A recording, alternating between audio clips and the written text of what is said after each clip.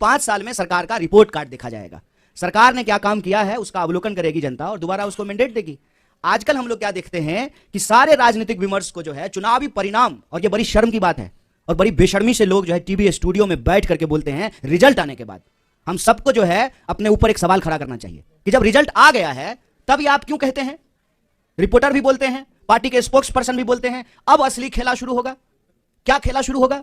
ये बेशर्मी हमारे आंख के सामने में हो रही है। जब परिणाम आ गया है, सिंपल मेजोरिटी किसी पार्टी को आ गया है, तो क्या खेला शुरू होगा? ये जो बेशर्मी और बेईमानी है ना, इसको हमको नैतिक बल देना बंद कर देना चाहिए। चुनाव जीतने की अगर बात करते हैं, मध्य प्रदेश की चुनाव हम नहीं जीत गए थे।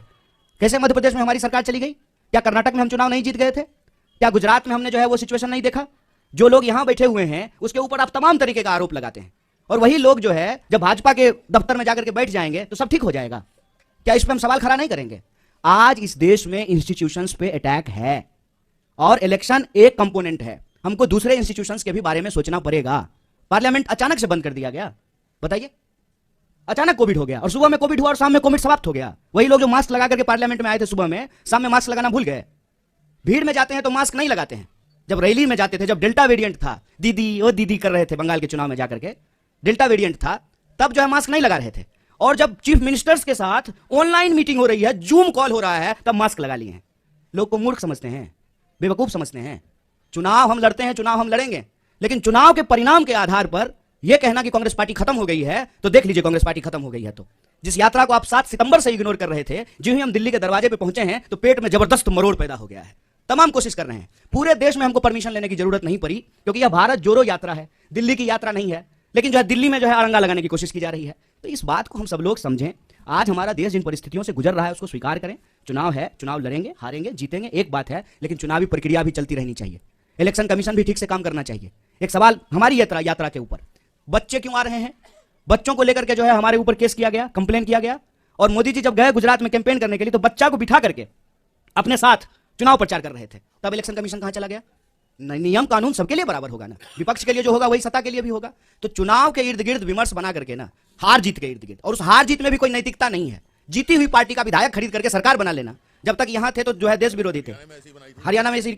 तो ये जो सवाल है इस पे हम लोगों को मुखरता से बोलना पड़ेगा। इलेक्शन से भाग नहीं रहे साहब, इलेक्शन हम भी जीते हैं और फिर भी जीतेंगे। इनको डर यही लग रहा है ना कि दिल अगर जीत लिया ना तो इस चुनाव कैसे हराएंगे। सारा सूटकेस जो है ना चाणक्य साहब का, वो घर में ही रखा रह जाएगा। एक बार जब लोग तय कर लेते हैं ना कि बिकेंगे नहीं, और जो लोग खरीदेंगे ना, आपको दिल्ली का एग्जांपल देना चाहते हैं, दिल्ली के भी प्रभारी हमारे बीच में मौजूद हैं, हमारे 2 लोगों को खरीदने की कोशिश की गई। ये चलन पैटर्न हो गया है। अब दूसरी पार्टियां भी ऐसा करना शुरू कर देगी। इस प्रवृत्ति पे हमको हमला करने की जरूरत है। उसके बाद आम लोग जाकर के घर घेर लिए, उसके बाद नहीं हम लोग कहीं नहीं जा रहे, हम यहीं रह रहे हैं। जनता के अंदर वो चेतना जगाना, ये हमारी प्राथमिकता है। चुनाव भी होगा, लड़ेंगे भी और जीतेंगे भी।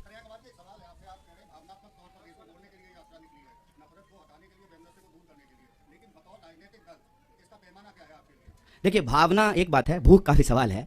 हम इसके 2 पक्ष पे बात कर रहे हैं। हम कह रहे हैं कि घर के लोग अगर आपस में लड़ते रहेंगे ना, तो घर टूट रहा है, इसकी मरम्मत करनी है, इस पे ध्यान नहीं जाएगा।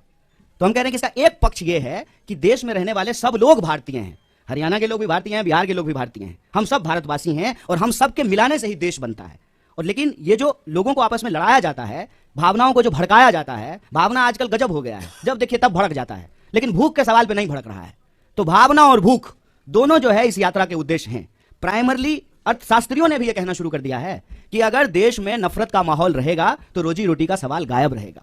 नफरत को कम करेंगे तभी रोजी रोटी के सवाल होंगे। अभी हमारे अध्यक्ष जी ने आपको बताया ना कि 32 बार जो है पेपर भर्ती घोटाला यहां हो चुका है, पेपर लीक हो चुका है, भर्तियां निकल नहीं रही है। इंडस्ट्रियल टाउन जो है वो बैरन लैंड में कन्वर्ट होना शुरू हो गए हैं, एमएसएमईज लगातार बंद हो रहे हैं। अगर ये हरियाणा का हालत है तो आप सोचिए कि बिहार में क्या हो रहा होगा।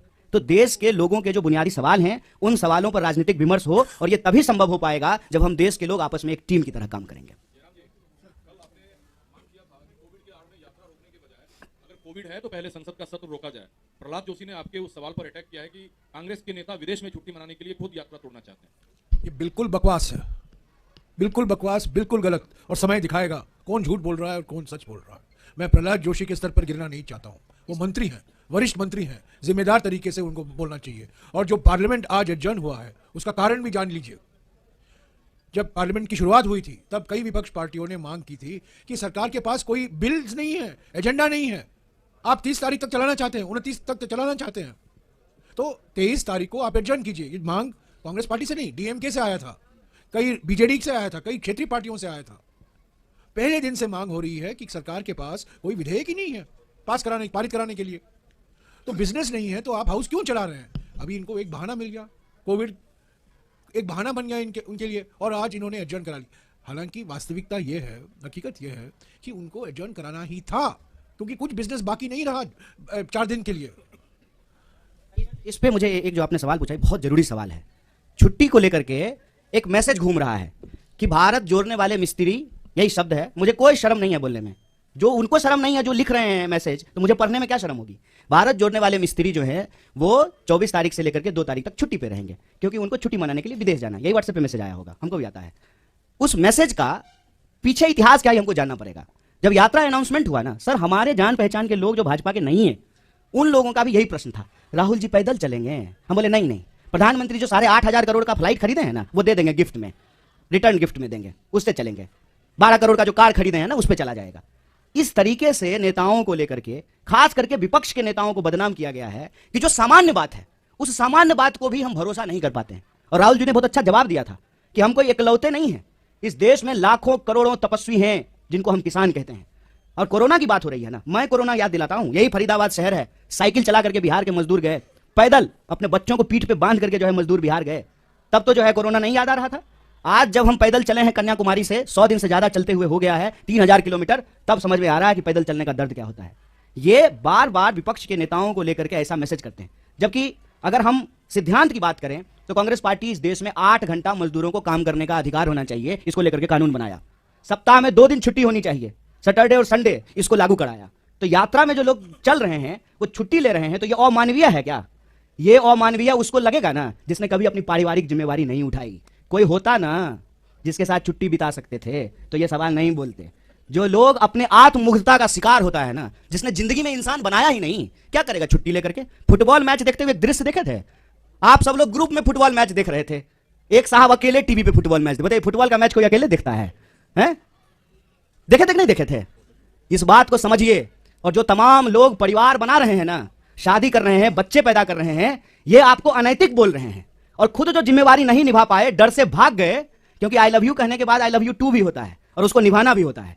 जो ये नहीं कर पाए ना, वो अपने आप को नैतिक बोल करके आपके कंधे पे बैठे हुए हैं। आंख खोलिए साहब, परिवार चलाना एक जिम्मेवारी है, छुट्टी मिलना एक मानवीय अधिकार है, अपने रिश्तों को निभाना सामाजिक दायित्व है। हम देश का दायित्व निभा करके परिवार का दायित्व निभाएंगे, इसमें क्या बुराई है? किस लिए आप कमाते हैं? कि आपकी शादी हो, बच्चे हो, परिवार हो, इसलिए कमाते हैं ना? क्या दिक्कत है इसमें? और मैं बताऊं इसका टेक्निकल कारण है, ये बात हम लोग बोलना नहीं चाहते थे। हमारा कंटेनर रिफर्बिश होना है, हमको पहाड़ में जाना है, उसको जो है दोबारा से तैयार किया जाएगा, लेकिन इनको मौका मिलना चाहिए यात्रा को किसी भी तरीके से बदनाम करने का। पहले दिन से ये बोल रहे थे कि ये चलेंगे नहीं, विदेश चले जाएंगे। अरे विदेश जाने का आरोप जो है वो हमारे नेता के ऊपर लगता है। अब बास्को डिगामा की चक्कर की तरह जो दुनिया का चक्कर प्रधानमंत्री लगा रहे हैं। हमको लगता है कि प्रधानमंत्री स्वयं इतना विदेश घूम रहे हैं तो विदेश मंत्रालय की जरूरत क्या है? विदेश मंत्रालय तो होना ही नहीं चाहिए। इस तरह से यात्रा को बदनाम करने की कोशिश की जाएगी। मैंने आपको कह दिया 4 बिंदु हैं चौतरफा हमला में। पहला बिंदु कि ये यात्रा की प्रासंगिकता पे सवाल उठाए, दूसरा बिंदु इन्होंने यात्रा को बदनाम करने का कोशिश किया, तीसरा बिंदु कि मंदिर क्यों जाते हैं, और चौथा बिंदु जो मैं बार बार आपको कह रहा हूं यात्रा को लेकर के कि कुछ भी कोई बहाना लगा करके अब ये यात्रा को रोकना चाहते हैं, पर ये यात्रा रुकेगी नहीं। मैं प्रहलाद जोशी को एक चुनौती देना चाहता हूं। अगर वो जो कह रहे हैं सच निकलेगा, मैं पब्लिकली माफी मांगूंगा। अगर वो जो कह रहे हैं सच निकलेगा तो मैं पब्लिकली माफी मांगूंगा। अगर वो जो कह रहे हैं सच नहीं निकलेगा, उनको पब्लिकली माफी मांगनी चाहिए। ये मैं चुनौती दे रहा हूं और ये साबित हो जाएगा 2 तारीख तक।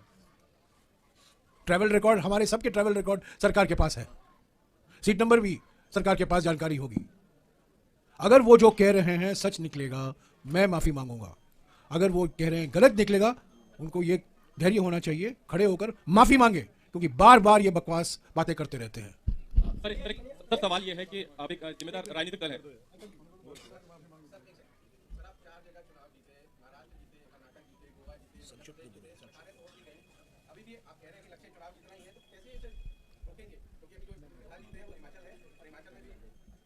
देखिए हम लोग इसको बतौर राजनीतिक दल रोकें, उससे ज्यादा जरूरी है कि इस देश के आम लोग बतौर वोटर इसको रोकें, क्योंकि ये अनैतिक है, ये गलत है। एक बार जब लोगों ने अपना मैंडेट दे दिया, सरकार चुन दिया, सरकार 5 साल चले और उसके फिर काम के आधार पे जो है सरकार का काम कैसा रहा, जनता अपना अगला निर्णय लेगी। तो ये लड़ाई एक राजनीतिक दल के कैपेसिटी से आगे बढ़ करके इस देश के नागरिकों के कंधे पे है। कन्हैया जी, सवाल यह है कि कोविड को लेकर तरह तरह की बातें की जाती है। कांग्रेस का अपना पक्ष है, बीजेपी का अपना पक्ष है। सरकार ये कहती है कि चीन, अमेरिका, बाकी कंट्रीज में कोविड के केसेस बढ़ रहे हैं, इसलिए एहतियात बरतने की जरूरत है। एक जिम्मेदार राजनीतिक दल होने के नाते आप यात्रा निकालिए, लेकिन प्रोटोकॉल का अगर पालन करेंगे तो उसमें दिक्कत कहाँ आती है? क्या सरकार सवाल उठा रही है, इसलिए उसका विरोध है, या आप लोग मानते हैं कि कोविड नहीं है, पूरी तरह से नहीं? देखिए, सबसे पहली बात सर, ये इसका मैं जवाब देता हूं, आप भी भूलिएगा कि कोरोना ना कांग्रेस बीजेपी नहीं है। कोरोना एक वायरस है, वो सबके लिए है। ना कोरोना का कोई धर्म है, ना कोरोना का कोई राजनीतिक विचारधारा है। कोरोना के नाम पर, कोरोना का बहाना बना करके जो राजनीतिक चालबाजी की जा रही है ना, हम उस पर सवाल उठा रहे हैं। कोरोना का प्रोटोकॉल जो सरकार लाएगी उसको पहले भी फॉलो किए थे, आगे भी फॉलो करेंगे। लेकिन ये प्रोटोकॉल कब लाया जा रहा है, क्यों लाया जा रहा है, किसके लिए लाया जा रहा है, इस पे भी आंख खोल करके सवाल करेंगे। और आप भी सवाल कीजिए, हम उम्मीद करते हैं हो सकता है कि आपको नौकरी में नहीं निकाल दिया जाए आपको, तब आप भी हमारे साथ आइएगा भारत जोड़ो यात्रा में। लेकिन ये सवाल पूछा जाए कि भाई सुबह में मास्क लगाना प्रोटोकॉल है, शाम में बाराती जब गए थे तब मास्क लगाना प्रोटोकॉल नहीं है। ये सवाल पूछने में क्या दिक्कत है? आप कहते हैं तो मैं ये सवाल मास्क लगा के पूछ लूंगा, अच्छा होगा कि मुंह भी नहीं दिखेगा।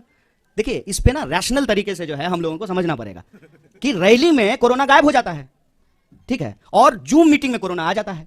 इस पे आप सब लोग सवाल पूछिए। कोरोना का कोई राजनीतिक विचारधारा नहीं है, हम भी ऐसा नहीं कह रहे हैं। और कोरोना का नियम और प्रोटोकॉल साइंस के हिसाब से, पॉलिटिकल पार्टी के हिसाब से नहीं, मेडिकल साइंस के हिसाब से जो होगा उसको फॉलो करेंगे।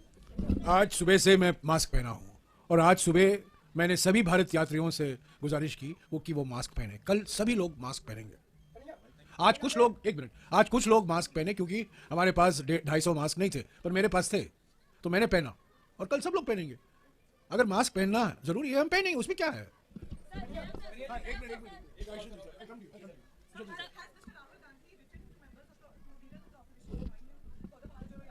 If I have information, I'll share it with you. Sir, Jairam sir,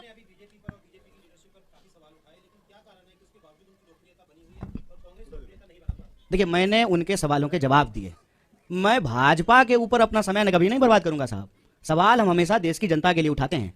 रोजी का सवाल, रोजगार का सवाल, भर्ती का सवाल, किसान का सवाल, मुआवजा का सवाल, महिला सुरक्षा का सवाल, सामाजिक न्याय का सवाल, हम ये उठाते हैं सवाल। भाजपा को लेकर के जो हमने कही है ना, ये हमने उनको उनकी भाषा में जवाब दिया है।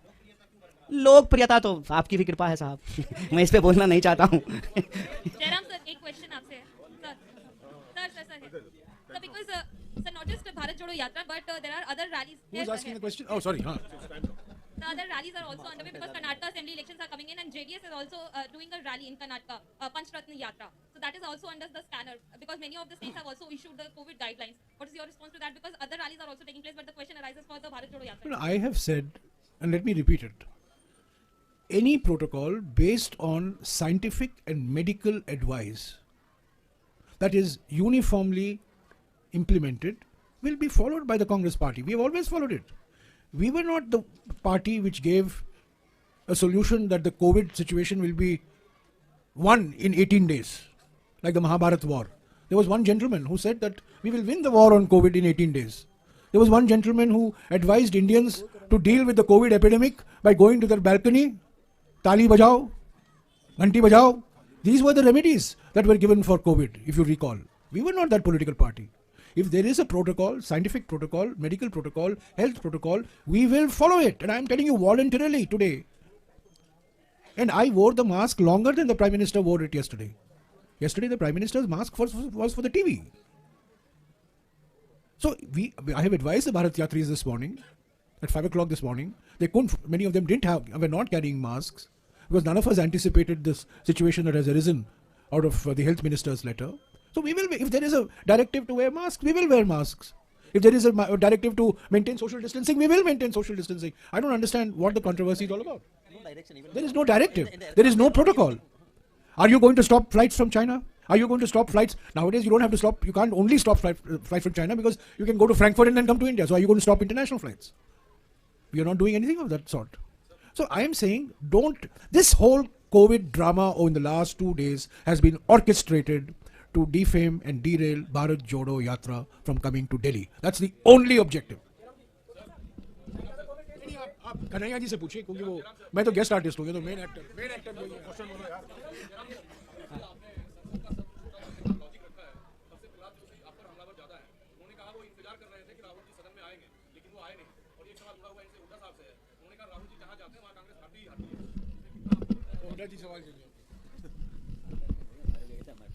है जहाँ जहाँ गए हमारे हरियाणा में, जहाँ जहाँ राहुल जी का हमने पब्लिक मीटिंग रखवाई थी, वहाँ सारी सीटें जीते हम। ये क्या लॉजिक है? ये आपका सवाल मेरे को समझ में नहीं आ रहा। अच्छा, तो इसमें एक बात बताइए कि राहुल जी से अगर बीजेपी को फायदा हो रहा है तो बीजेपी भारत रत्न क्यों नहीं दे देती है राहुल जी को? ये मतलब खुश होना चाहिए। फिर यात्रा क्यों रोक रही है फिर?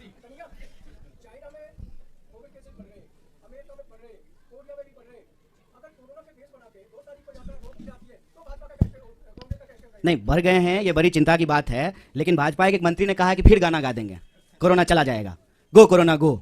सुने कि नहीं?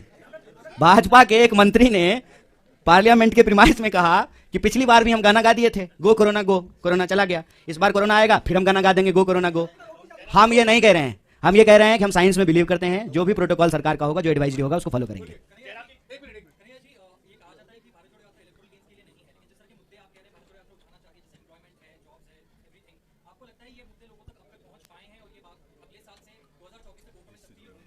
देखिए, हमारी कोशिश तो यही है कि इस देश में सकारात्मक राजनीति हो, पॉजिटिव पॉलिटिक्स हो, क्योंकि उस पॉलिटिक्स में का फायदा ये होगा कि हार जीत किसी की हो, लेकिन उससे लोगों को फायदा होगा। अगर हम राजनीतिक विमर्श के केंद्र में बेकारी का सवाल ला पाए, महंगाई का सवाल ले पाए, एसएमई जो small scale medium scale industries का सवाल है, महिला सुरक्षा का सवाल है, किसानों को मुआवजा का सवाल है, खेती का सवाल है, सीमा सुरक्षा का सवाल है, तो उससे देश को फायदा होगा। चुनावी परिणाम चाहे जो भी हो, लेकिन इस आधार पर अगर राजनीतिक विमर्श होगा, लोगों के बुनियादी सवाल पर होंगे, तो लोगों को फायदा होगा। हम वो प्रयास कर रहे हैं, कितनी सफलता मिलेगी ये तो देखने वाली बात है।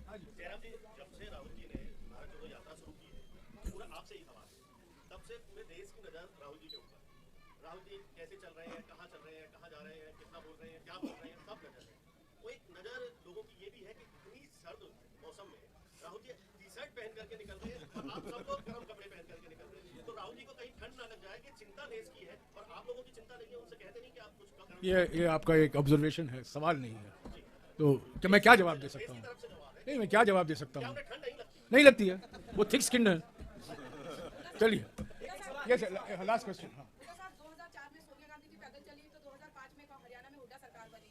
अब 19 साल बाद राहुल गांधी जी पैदल चल रहे हैं, तो क्या इतिहास दोबारा 2024 में दोहराएगा? हरियाणा में कांग्रेस की सरकार बनेगी।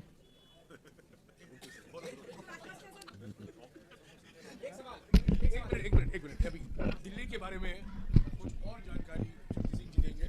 दिल्ली के प्रोग्राम, कल के दिल्ली के प्रोग्राम के कुछ साथियों का मुझे मैसेज आया है कि आपने दिल्ली का प्रोग्राम तो अनाउंस किया, पर टाइमिंग भी साथ में बता देते तो हमारे लिए अच्छा रहता। वो प्रेस ब्रीफिंग के दौरान आया है। हमारा डे 108 108वां दिन, यानी कल 24 तारीख हरियाणा से हम दिल्ली में प्रवेश करेंगे। 6:30 बजे पदयात्रा शुरू होगी, 6 बजे हरियाणा से शुरू होगी, हरियाणा से 6 बजे शुरू होगी, और दिल्ली रिसेप्शन जो होगा वो मेट्रो स्टेशन बदरपुर पे रिसेप्शन होगा। 10:30 बजे हम पहुंचेंगे। सॉरी, वो रिसेप्शन 5 किलोमीटर है, वो हाँ, वो रिसेप्शन जो है बदरपुर, वो 5 किलोमीटर चलने के बाद दिल्ली में 5 किलोमीटर, हरियाणा में 5 किलोमीटर चलने के बाद दिल्ली में रिसेप्शन होगा, जो बदरपुर मेट्रो स्टेशन के पास, आपको मैंने पहले ही बताया था, वो होगा। वहाँ से अपोलो अस्पताल होते हुए हम जब जयराम आश्रम पहुँचेंगे, आश्रम चौक दिल्ली में, वो 16 किलोमीटर की यात्रा और होगी। तो लंबी यात्रा होगी कल की, 21 किलोमीटर हो गए वो। और वो हम जयराम आश्रम चौक सुबह 10:30 बजे पहुँचेंगे। 10:30 बजे वहाँ पहुँचने के बाद ब्रेक होगा, हमारा लंच ब्रेक होगा। जयराम आश्रम मंदिर में भी हम पूजा करेंगे, और उसके बाद 1:30 बजे पद यात्रा फिर से शुरू होगी। 1:30 बजे जयराम आश्रम से वो मथुरा रोड, जाकिर हुसैन मार्ग, इंडिया गेट, तिलक मार्ग, ITO, बहादुर शाह जफर मार्ग, नेताजी सुभाष मार्ग, अनगपाल थॉम सर्कल, वहाँ होते 4:30 बजे अनगपाल थॉम सर्कल, नेताजी सुभाष मार्ग, लाल किला, वहाँ पे हमारी यात्रा पहुँचेगी 4:30 बजे शाम को। वहाँ से जो हम जाएंगे शांतिवन, शक्ति स्थल, वीर भूमि और राजघाट, वो बाई कार यात्रीज और राहुल जी जाएंगे, जहां पुष्पमाला समर्पित की जाएगी, और फिर 3 तारीख तक का ब्रेक होगा। हरियाणा के साथियों के लिए हमारा सेकंड फेज फिर से हरियाणा में आएगा। वो अभी जो टेंटेटिव है वो 6 तारीख का है, पर सेकंड फेज की डिटेल यात्रा का प्रोग्राम हम आपको इतला कर देंगे। मेरे ट्विटर पे भी जाओ, कोई फॉलो करते तो मिल जाएगा। प्रदेश में भी हम प्रेस कॉन्फ्रेंस करके आपको ब्रेक के बाद का, हाँ वो तो कह दिया मैंने, 3 तारीख, 2 तक का है ब्रेक, 3 को तो रिज्यूम हो जाएगी। नहीं नहीं, मैंने ये कहा कि हम दिल्ली 3 को फिर से चलेंगे, कल ब्रेक होने के बाद 3 दिल्ली से चलेंगे, पर हरियाणा में जो आना है वो जो सेकंड फेज की यात्रा 5 या 6 जो तारीख फाइनल होगी उसका डिटेल प्रोग्राम आपको मिल जाएगा। Thank you. पानीपत में रैली होगी, वो डेट आपको बताया जाएगा, और करनाल या अंबाला में राहुल जी प्रेस कॉन्फ्रेंस करेंगे, खास तौर से हरियाणा के करनाल या कुरुक्षेत्र या अंबाला, इन तीनों में से एक शहर में वो प्रेस कॉन्फ्रेंस होगा, वो तय किया जाएगा बाद में, और उसको आपको 3-4 दिन पहले आपको पूरी जानकारी मिल जाएगी। पर प्रेस कॉन्फ्रेंस जरूर होगा, आपके साथ मुलाकात होगी। हाँ, एमएसएमई का प्रोग्राम यही है जहां राहुल जी रुके हुए हैं। वो 30 लोग आएंगे, करीब 1 बजे आएंगे, 2 बजे से लेकर 2-2:30 बजे या 2:40 तक इंटरेक्शन होगा। उसके बाद में उसकी जानकारी मैं आपको दूंगा। करीब 30 एमएसएमई आ रहे हैं जो खास तौर से फरीदाबाद में उनकी फैक्ट्रियां हैं। अगर परमिशन नहीं होता क्या शक्ति सिंह बोल सकते थे? मैंने आपने क्लियर बता दिया ना, आपने क्लियर। मैंने आपको पहले ही क्लियर किया कि हमारी यात्रा देश की यात्रा है। कन्याकुमारी से हम 3000 किलोमीटर चले, सेंट्रल रिजर्व पुलिस फोर्स जो है वो रूट हमें जो कहते हैं वो भेज देते हैं, वही एक परमिशन की बात हो गई। आज तक 3000 किलोमीटर में किसी भी एडमिनिस्ट्रेशन ने कहीं भी हमें रोका नहीं है। हम भी कोऑपरेट करते हैं, हमने भी कहीं पे किसी को दिक्कत ना हो उसकी पूरी चिंता की है। आप देखते हो कि हमारी टीम एक पूरी अलर्ट रहती है कि कोई एम्बुलेंस आई तो वो भी निकल जाए। तो मैं मानता हूं कि कोई दिल्ली में दिक्कत ना तो एडमिनिस्ट्रेशन को क्रिएट करनी चाहिए, करेंगे देखेंगे। अभी तक हमारे पास कोई न्यूज नहीं है। Yes, last question.